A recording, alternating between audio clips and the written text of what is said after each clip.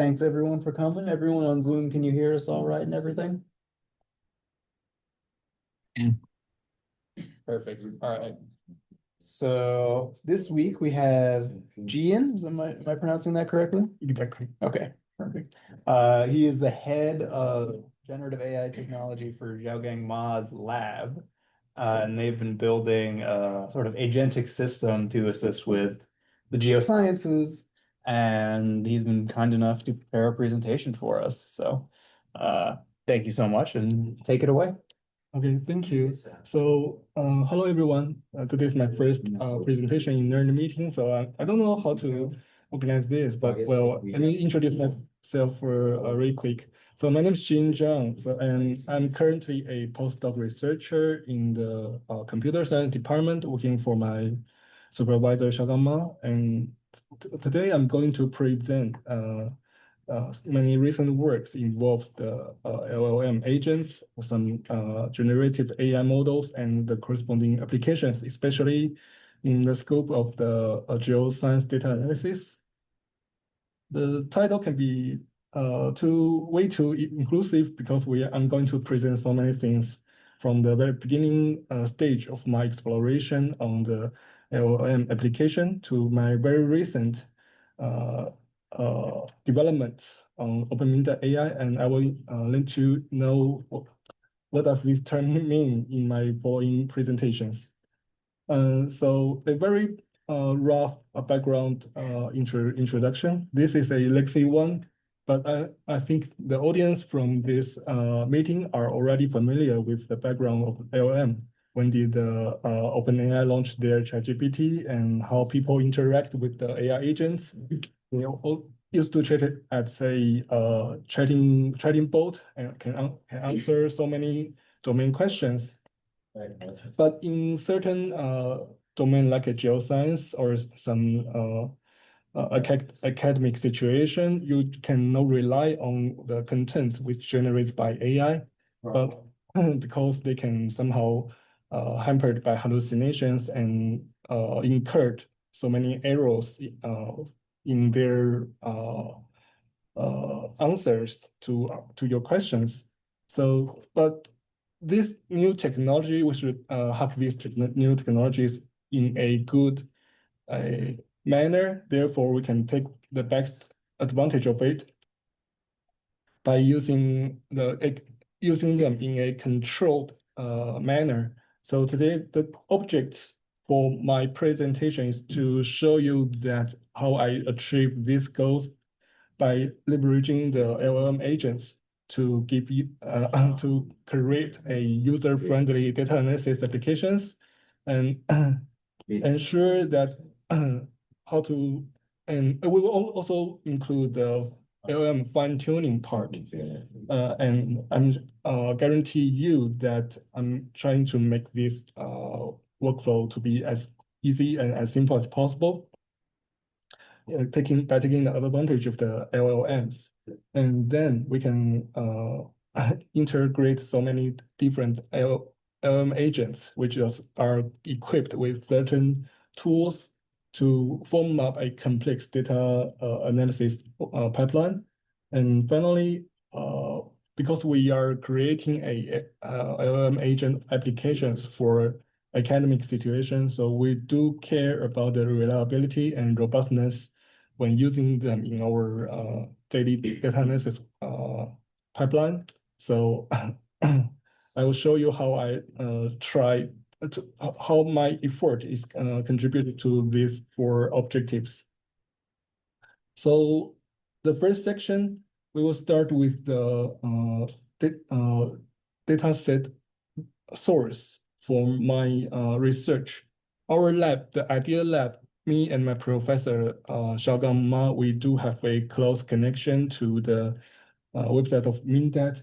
MinDat, as you can see here, is a website for a whole lot of the mineral data sets and knowledges, somehow like a Wikipedia styled website. You can feel free to search the minerals and rock species by typing them in this searching box, and it will return you so many information. Here is a statistic table for the content you can find from the index, and as well as the traffic record. It was back in 2021, and nowadays you go exceed a whole lot more than the record we have provided here. So the mindat.org is a very popular mineral data viewing website. And however, back to these old days, they do not offer a machine accessible programming interface, which is API for the researchers with some technology background to access to their datasets in a direct way. And my work, our team work is somehow they in the back to maybe 3 years ago they exposed their API to the developers, and our team are then able to create a Python package and as well as a R package, which is fulfilled by my lab member, but I'm responsible for the development for the Python package for the Mindat, which is called Open Mindat, in which it will enable you to conduct some like the JSON style parameter filter to retrieve the Mindat dataset. And what is look like this is a screenshot from my GitHub repo. Simply you can after install the Python package, you can query the certain data set, including the mineral species and rock species, as well as the locality information from Mindat, which is somehow extremely simplified compared with their exposed API. I've tried to promote my API, my package in so many geoscience community meetings. As recent as I still hearing the emails, the questions asking me how do I query certain species, and there are some backend issues with the API, so I can instruct the users to use it. But given there are still many users using my developed package, the absolute number for the user is limited because I'm kind of developing a application in the interdisciplinary field of between the computer science and geoscience. So not all the geoscience users to have a technology background. So this kind of code can be not understandable or not readable for them because they will have to install the Python itself and then learn through how to import using the pipe to install it.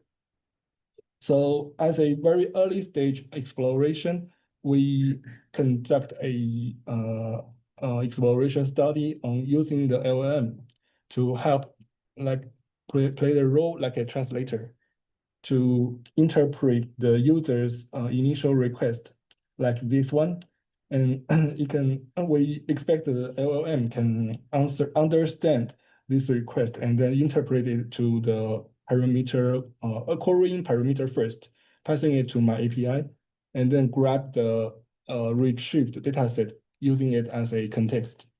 It's somehow like a RAG, retrieved augmented generation, using the API as a data source to answer the question. And here is the result. These are just these are true, the real result I copied from my code. And the way I try to connect the LLM to my API is by using the package called the Pydantic, which enable me to clearly define what kind of the querying parameter is expected for the LLM to translate from the user's natural language request to the parameter. And after this data structure is established, you can use it, you can pass it to the structure tool and as the parameter of the art schema. Then the output from the LLM will be formatted accordingly, and this is the backend of this very of this prototype workflow by user initialized a request like show me a pirate species from Mindat, and the LM will first invoke the function of my API and retrieve the relevant content and answer the user's initial questions by using this dataset as a context. I can add a cutting. If you do have a specific question, you can feel free to raise your hand and let me know. I will answer your question in real time. Okay, yeah, I saw you were working with LangGraph there. How was your experience with it? Guess. Well, because LangGraph is the only architecture I'm using, so I'm kind of satisfied with the experience. I heard some people from maybe from my friend, they claim that LangGraph is not perfect because there are so many maybe duplicated things and there are something like that. But personally, I do really into this architecture. Yeah. Okay. Awesome. Thank you. Okay, thanks. So what I mentioned is my initial exploration of the LLM application development based on the Mindat. But this workflow is straightforward enough, so it will be easy for me to transfer it to some other similar database like this one is called the Geoscience. This is another website in the Geoscience world, featuring in holding so many strata and formation information. So similarly, using the similar workflow by switching the backend data source, you can answer certain questions like show me the type, locality, and corresponding information for a specific formation called Dongshapo, and then you answer your question accordingly. These are just a very straightforward workflow. And specifically, I would like to mention that if you do, you can see the available tools are here recorded in the backend. And if you do tell the model that please do not use the tool, just answer my question directly.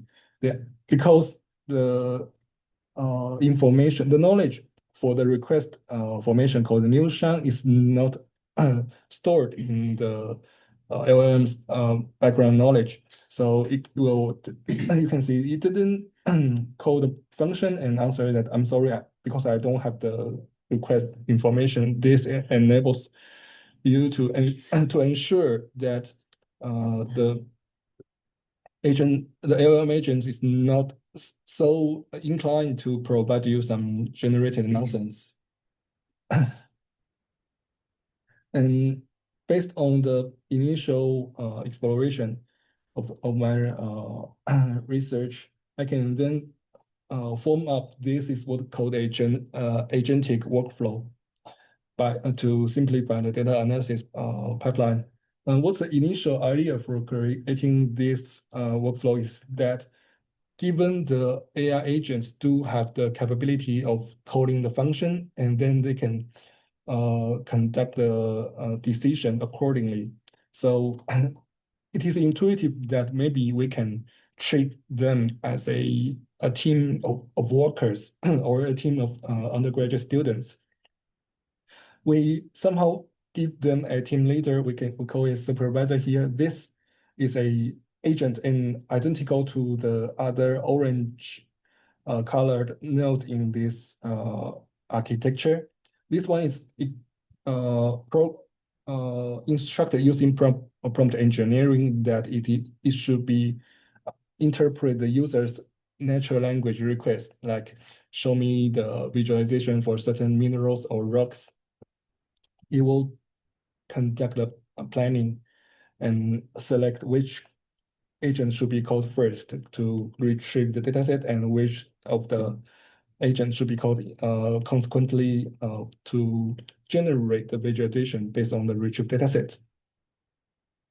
And after establishing this workflow, the data analysis, the simple data analysis of tasks can be done in a fully automatic way, like this one.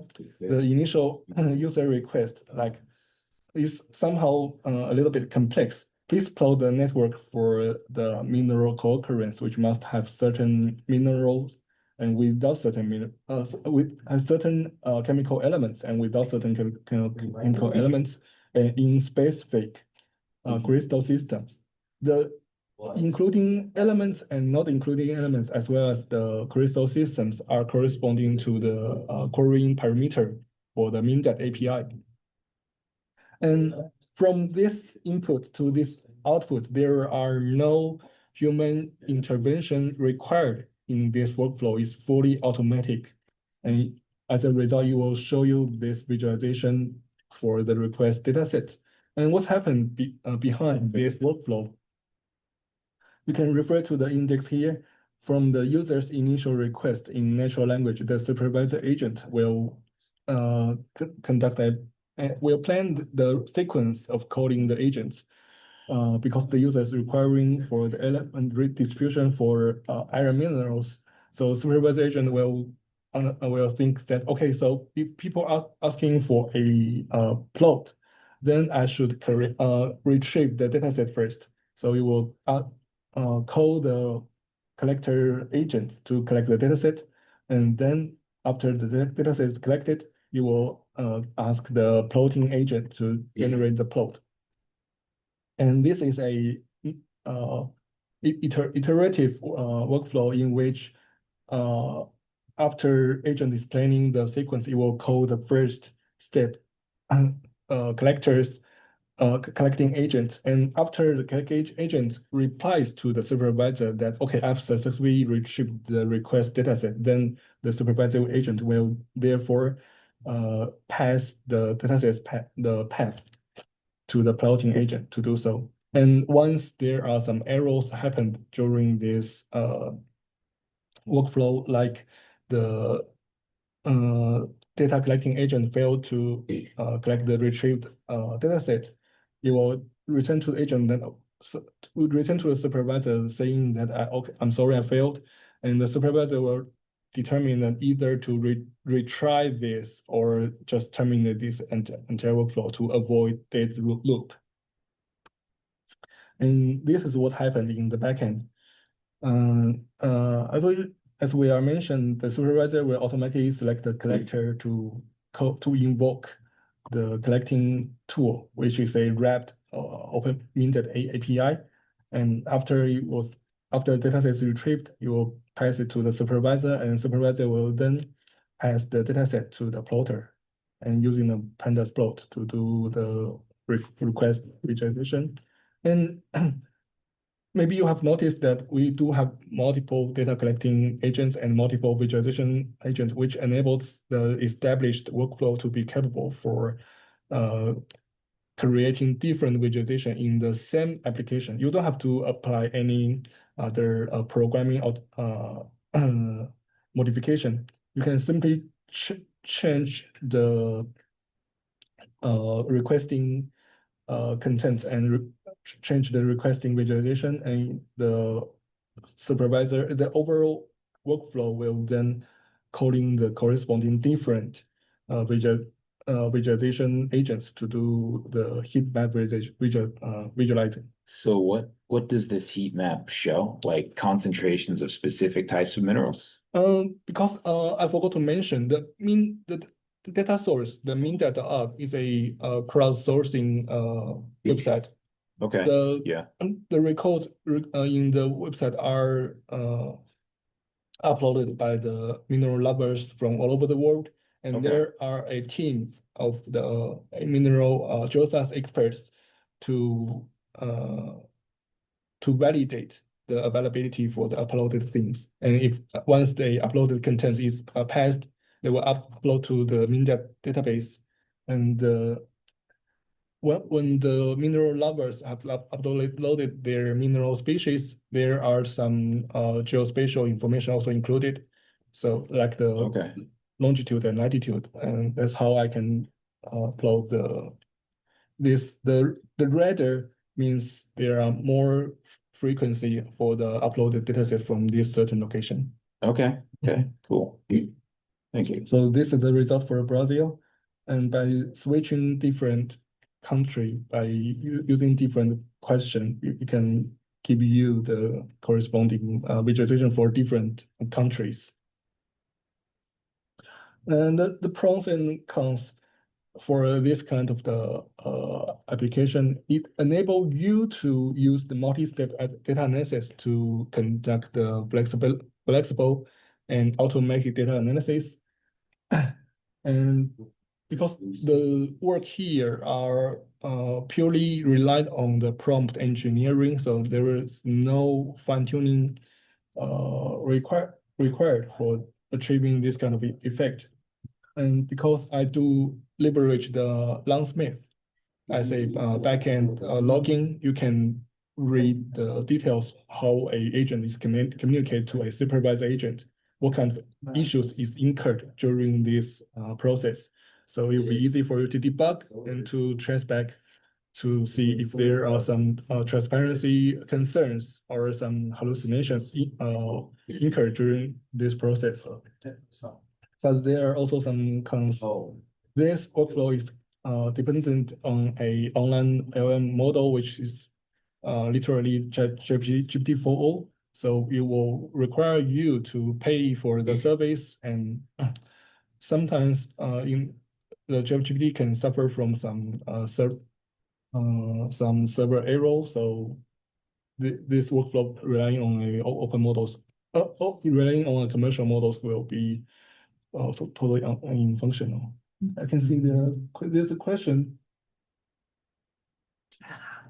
Oh, okay. Never mind.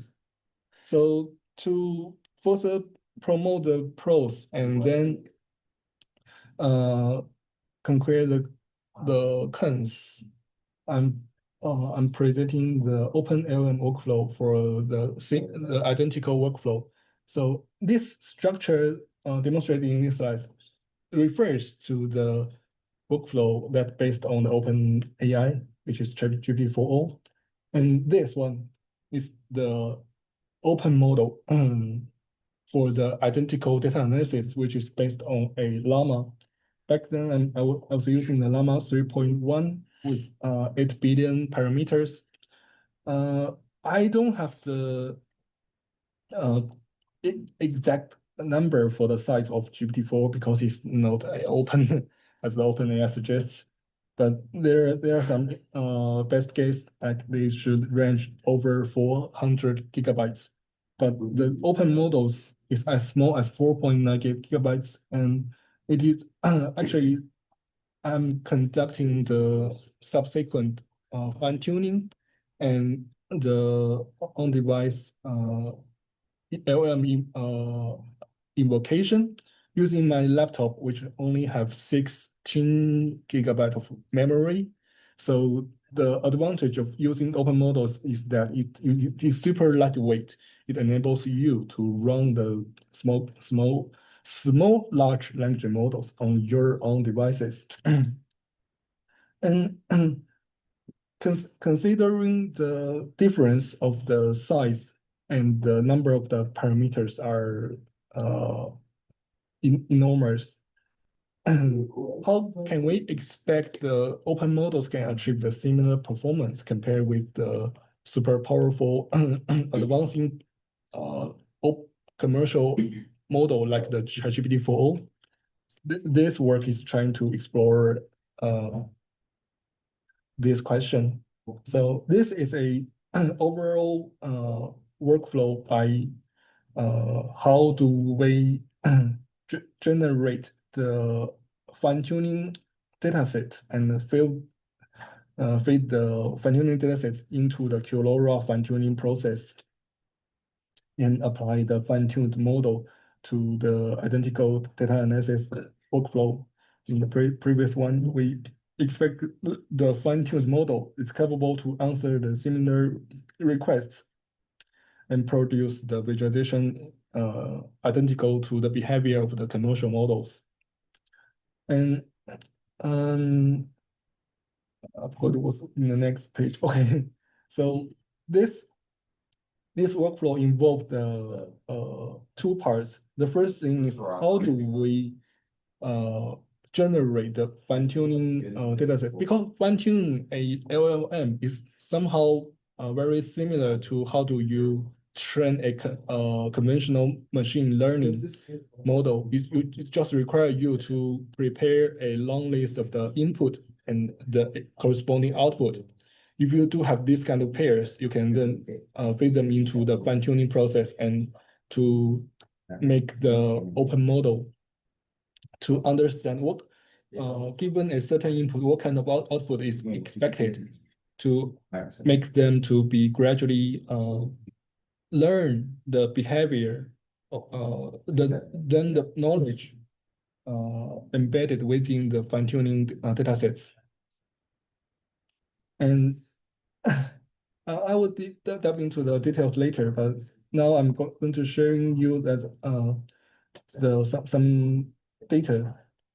To fine-tune this model with 8 billion parameters, we're using our lab members to manually create just 63 examples, these example fine-tuning datasets. Like if a user is asking for a heat map visualization, and given the workflow have already it retrieved the dataset, what would be the next step?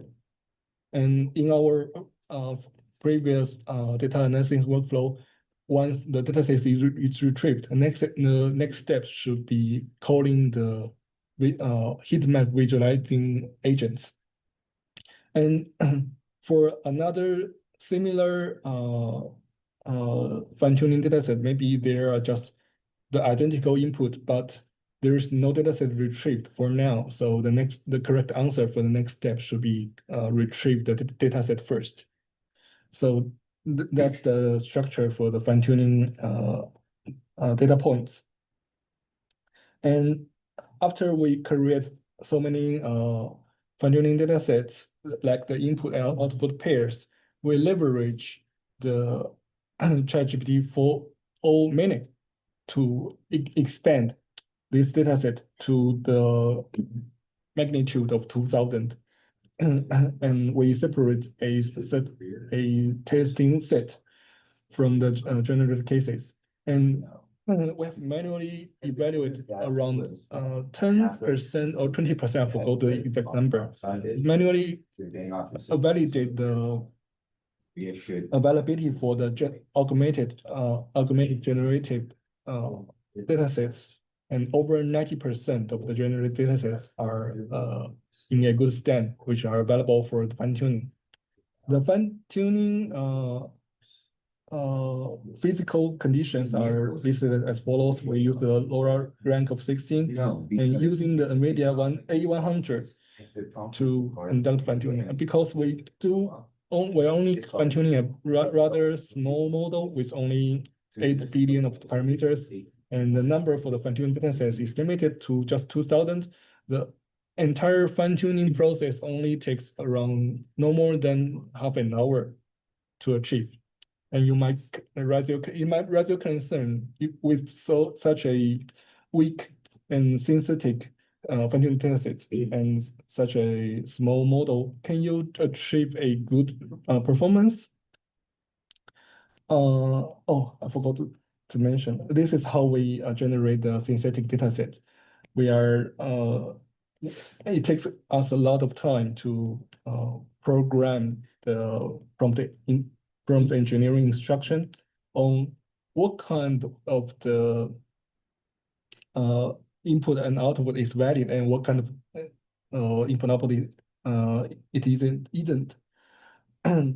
And provide the seed data which are generated by human being. We do sampling from our manually created datasets, serving as a ground truth, not a ground truth, but a good example for the LLM to refer to, and then generate similar input and output accordingly. That's how we generate the synthetic datasets.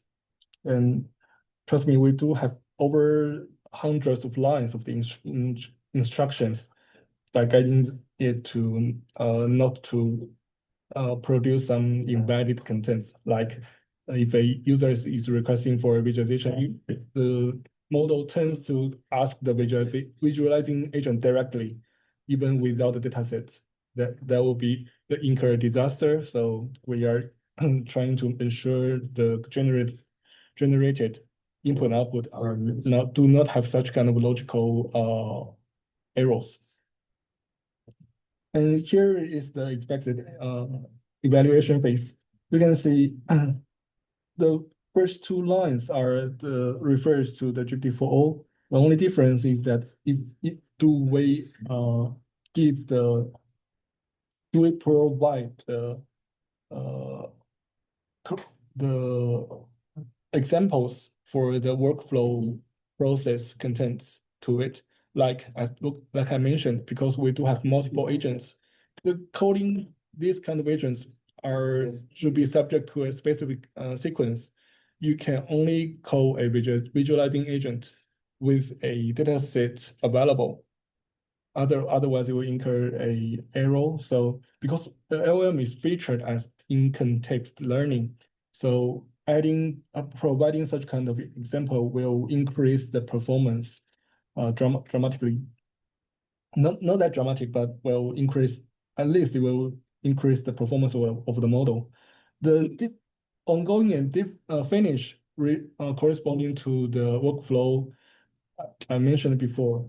If a workflow is incomplete, like the user is asking for a visualization, but they only have the dataset available, but the visualization is not fulfilled, this kind of work input is categorized as an ongoing task, and the only correct next step label should be pointing to certain agent's name.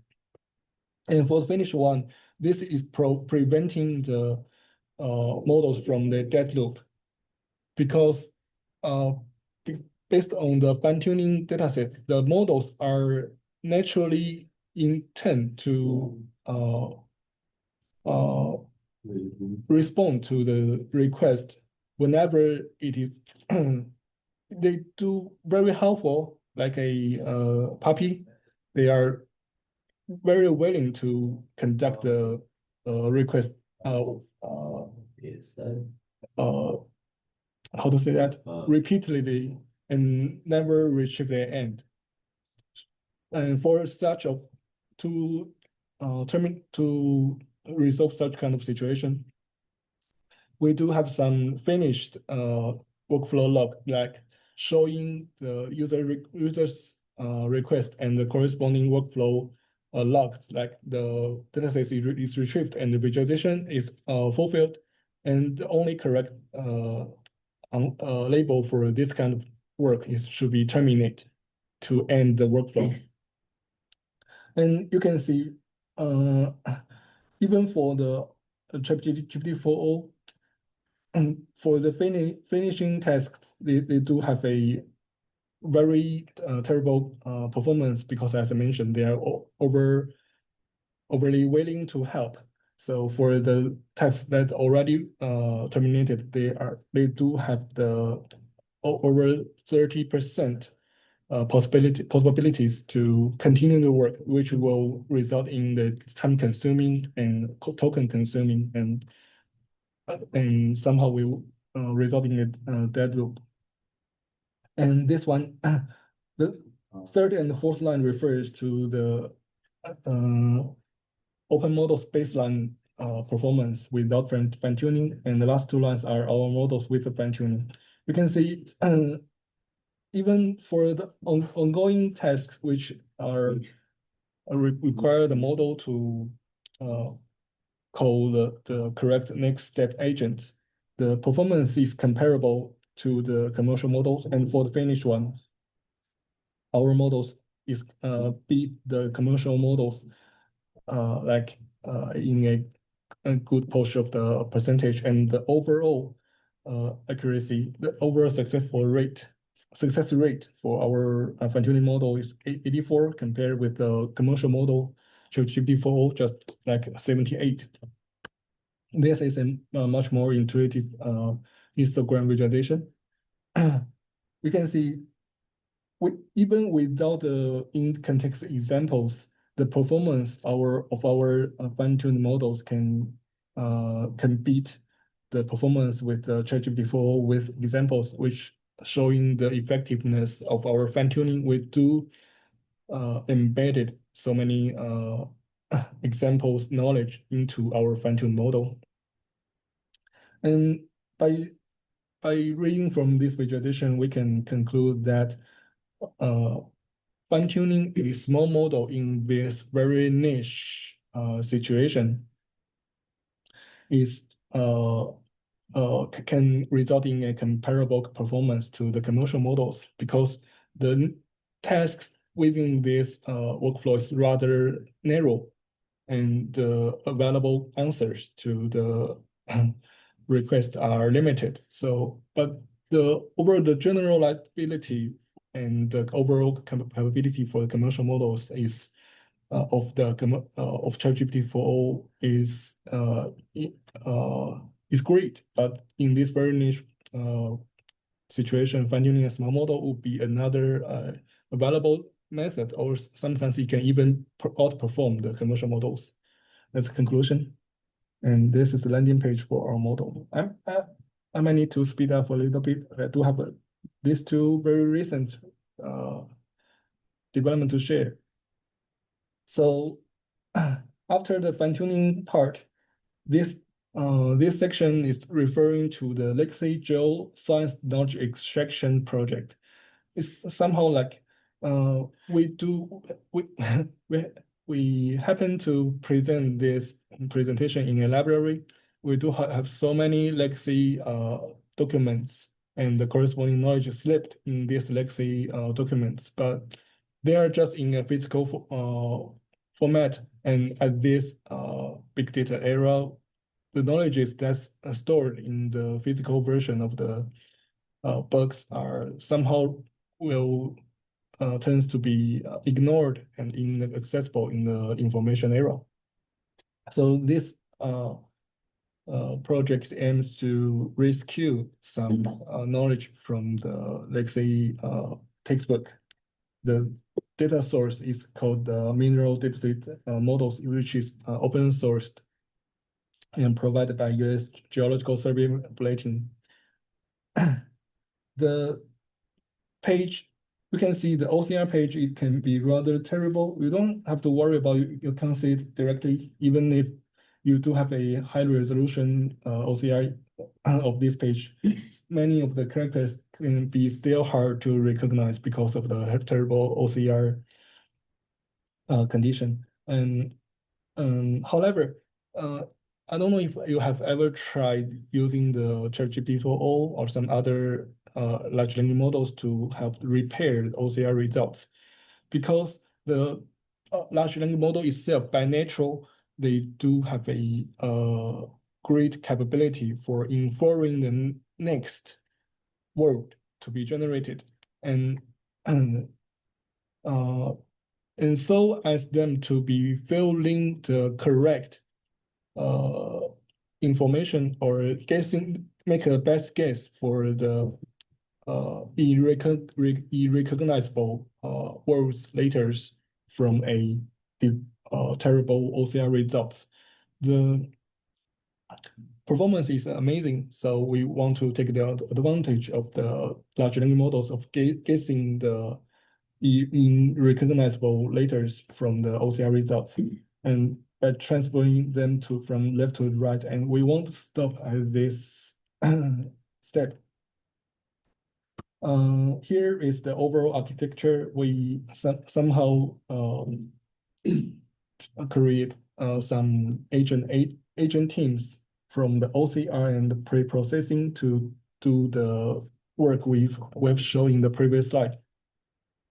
And after the information from the textbook are successfully extracted into the natural language, we further apply the min-depth matching agent teams to extract the mineral and rock name from the natural language description, and then we can then match them with the min-depth database. Therefore, as a result, can I'm skipping for a little bit, but anyway, the OCR part. The OCR part, because the textbook we have choose for this project is in a relatively good structure, so the keys and values for each of the chapter of the mineral deposit models are rather fixed. Some of them are optional. Maybe in a certain mineral model, the alteration is omitted, but most of the properties for the mineral model chapters are available. So I'm just kind of using the pedantic again to ensure that from the OCR's natural language result, you will need to collect the key value pairs from the OCR. And because we know that LLM can somehow hampered by hallucination and result in errors from the extraction. So in this process, we applied 3 individual LLM agents to do the knowledge extraction work separately, and then we have 3 versions of the extracted report, and including the extracted including the extracted information as well as the AI modification log, logging that what kind of the repairing is conducted by the LM agents. And with these 3 versions of knowledge extracting report, we apply a 4th, which is also another individual LM agents to evaluate the quality of these 3 reports and pick one from the 3 to ensure a automatic reviewing. And it would be better if we can have the human intervention in this process to manually validate the availability for the extracted knowledge. We are short of human labor, and this is somehow can at least improve the knowledge extracting quality a little bit. That's what we have done. And for the mentioned mineral entity extraction from the input, like the natural language description for the mineralogy, we applied the agents to connect to firstly extract the mentioned minerals and try to map them to the MinDAX database, because MinDAX is not only restoring the official name for the mineral species, they do have a abundant records for the variance names, like a mineral from different culture, different country, different organization can be referred to in different names, like the quartz can in some culture can be referred as a jade, something like that. We apply this kind of generalization processing to ensure that our that mineral species mapping can be as inclusive as enough. And similar mechanisms is applied to the rock name mapping as well. And this is how we achieve such kind of the mean that entity mapping. Here when we apply the MinDat API's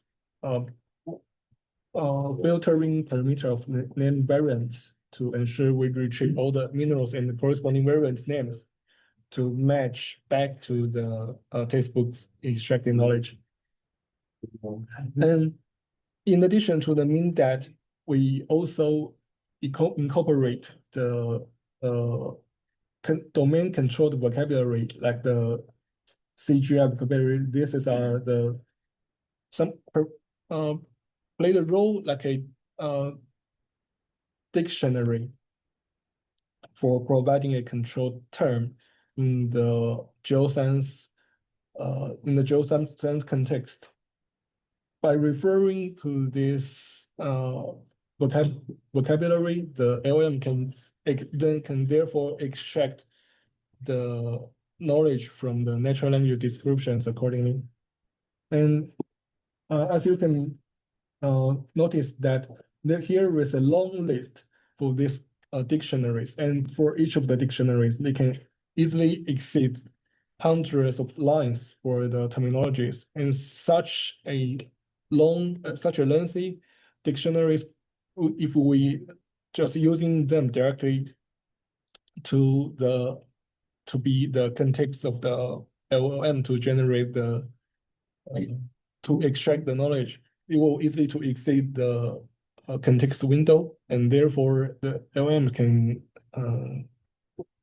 lose in a much terrible hallucination scenario. So this is how we try to tackle this challenge.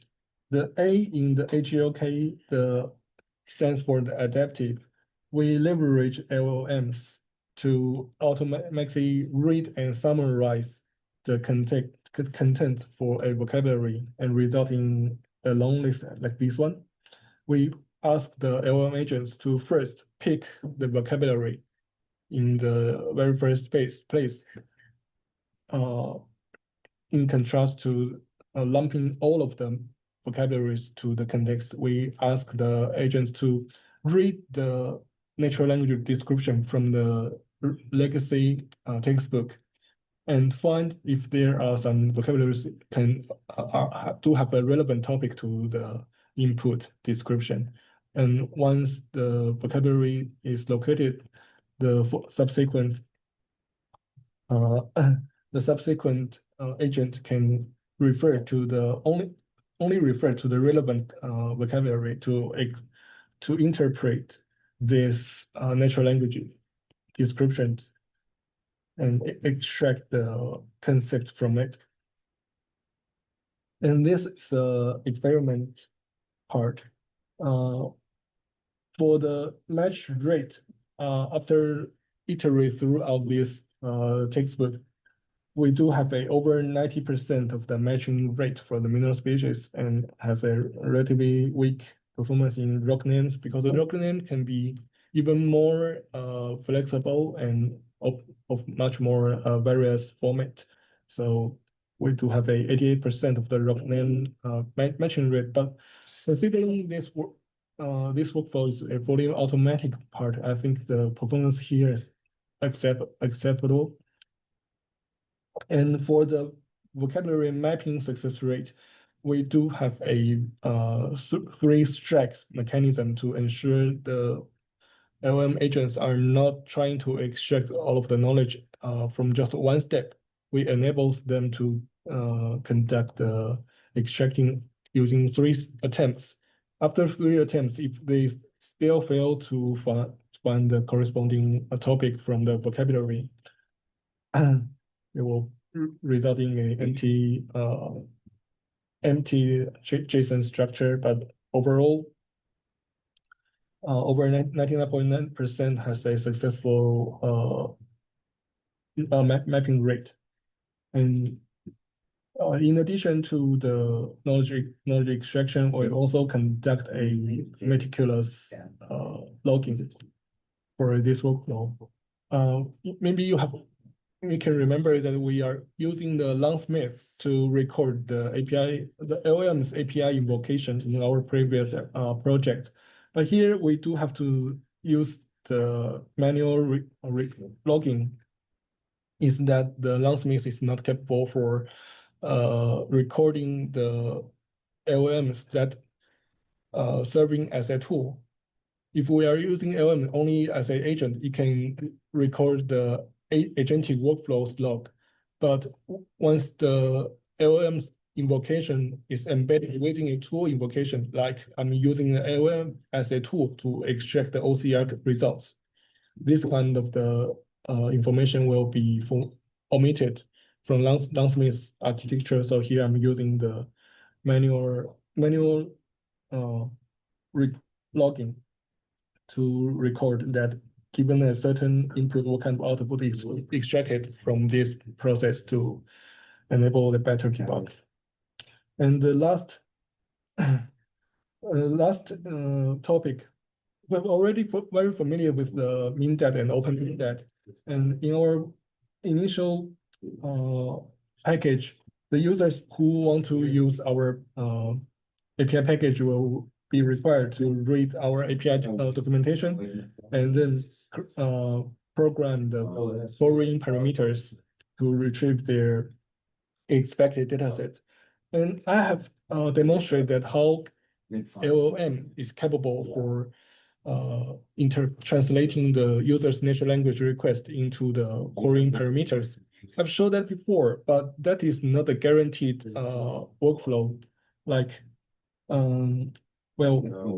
tailored to different users' requests, they can be full of typos, full of nicknames, or some misleading information. Like, because we are care about the mineral dataset retrieval, and here is a very interesting input which can beat so many established workflow from our previous slides. Like I like drinking mineral water, which is full of the calcium and so many other minerals.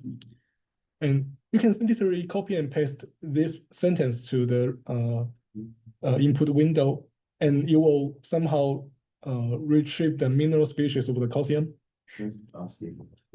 Because they are still a little bit full, still bit compared with a human expert programming the retrieving parameters. So I want to ensure that our workflow for translating the human's request is robust enough and reliable. And to achieve that, this is a overall architecture. From the very initial natural language request, we do apply a supervisor agent and the action agent, which are equipped with the two major parts. One is the syntactic check, and another one is the semantic check. The syntactic check is capable for check the healthiness of the generated JSON structure. And like if there are some missing or fully empty structure. And for the semantic check, it's checking some logic. Oh, the logic can be also checked using the syntactic. Like if I'm asking for a mineral with the hardness between 3 to 5, that will be available. But what if I'm asking for a mineral hardness with hardness from maybe 8 to 3, which is the lowest value is 8 and highest number is value 3. That will result in a error to the API, and the syntactic validation mechanism will be capable for rule out this kind of invalid things. And I don't have to introduce this to you again, because this literally demonstrates you how a input is translated to a structured querying output. And to this is somehow like a promotion. I do appreciate the open source AI observability platform called Arise Phoenix, which is capable to log the LLM invocation. In addition to the agentic workflow, it can also record the LLM using as a tool. It will be much easier for me to do. I don't have to manually log all of the working logs. And this is a backend from the website. And here, this is a page showing how we conduct the syntactic validation examples. Like if because our in very backend, our API only accept the valid key value pairs.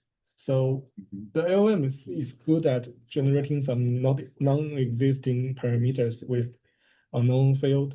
and invalid corresponding values. So the syntactic will be capable for mitigate or and rule out these invalid keys and some logic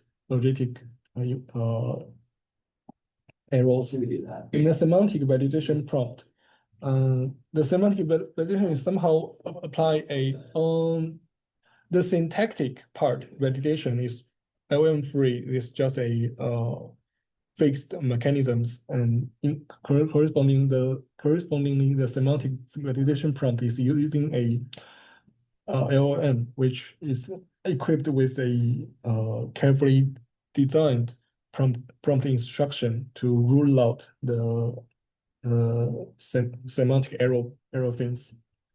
And by subjecting to the Berkeley function calling leaderboard benchmark, this is a benchmark for testing the tool invocation capability of a LLM. We create a benchmark called open mindet benchmark for BFCL to test the performance of our constructed workflow. How we create the data set, this is similar to how we generate the synthetic fine-tuning data set in our previous slides. We manually categorize the validated case and irrelevant case. For the validated case, the ground truth label should be the corresponding filtering parameter. And for the irrelevant cases, which can be some logically incorrect requests, the only ground truth label for this irrelevant request should be an empty one. And in addition to this, as I mentioned, like I'm drinking a mineral water is also categorized as a irrelevance part. So by changing this is called a query generation recipe. By changing this recipe, this enables us to use the workflow to generate so many valid case and invalid case. And here are some snapshot, a screenshot for these things subjecting to the BFCL structure. The picture to the left side corresponding to the valid case, which do have a question. Please provide all minerals with the most hardness between 4 and 6, and the corresponding the corresponding parameters is, well, forget it, but anyway, they are just somehow embedded within the JSON structure. And for the irrelevance request, that you can ask, the user can ask, show minerals where density exceeds 3 grams per cubic centimeter. And because the density information is not a valid parameter in our mindet API, so this will be categorized as a irrelevance request, and it will refuse to answer it. And this is another visualization for the overall architecture in case you kind of lose what I'm talking about. From the user's request, it will first being generated and subject to the syntactic validation and semantic validation before finally being conducted to the minted API. And this is the overall performance. You can only stare at the advanced score. The open minted AI, which is incorporated with 2 validation mechanisms, including the syntactic and semantic, has a 97% advanced score. And compared with the baseline, without the validation mechanism, only has a 84% of the advanced score performance. Validated in our 266 valid and 166 irrelevant user queries. These queries are generated by using LLM, but we do conduct a full quantity of manual validation for these things. So all of the valid and irrelevant cases are valid to the workflow. And this showcased the effectiveness of our validation mechanism. And that's it. I'm sorry I exceeded a little bit.